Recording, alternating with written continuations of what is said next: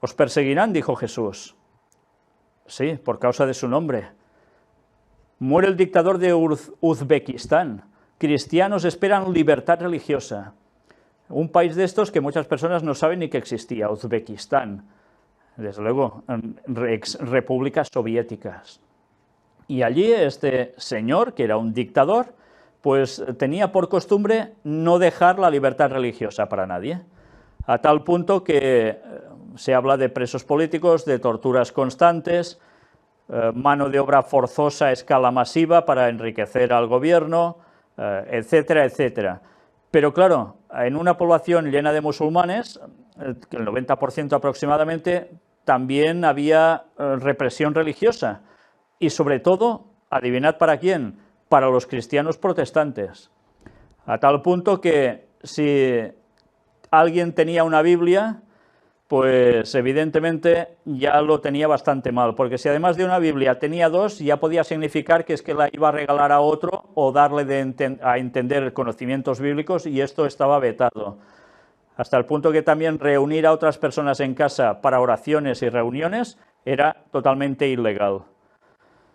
Pues veremos ahora cómo termina todo esto, pero ya sabéis que ese país ha estado siendo apoyado por otros grandes países, de los cuales venimos hablando siempre en los temas, en el apartado de noticias de Oriente Medio, y que tienen implicaciones occidentales, del norte y del este, y no ha pasado nada.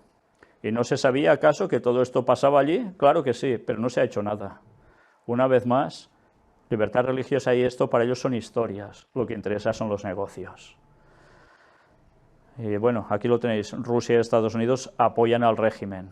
Pese a la mano de hierro y la ausencia de derechos humanos, Uzbekistán cuenta con el apoyo de socios clave en la escena internacional como Rusia, China y Estados Unidos, que tiene bases militares en el país.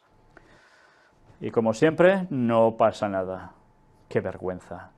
Desde luego, el día que Dios haga la justicia en 2031 se van a enterar. Y un poco antes, cuando caigan las plagas, también. Emiten decreto que prohíbe comprar o vender a cristianos en México. Sobre todo habla de cristianos protestantes. Pues, ¿por qué? Las familias cristianas siguen siendo presionadas a dejar sus casas por las autoridades de Chiapas, en México, simplemente por no ser parte de las creencias religiosas de la comunidad local y no efectuar los pagos de las festividades realizadas por ellos.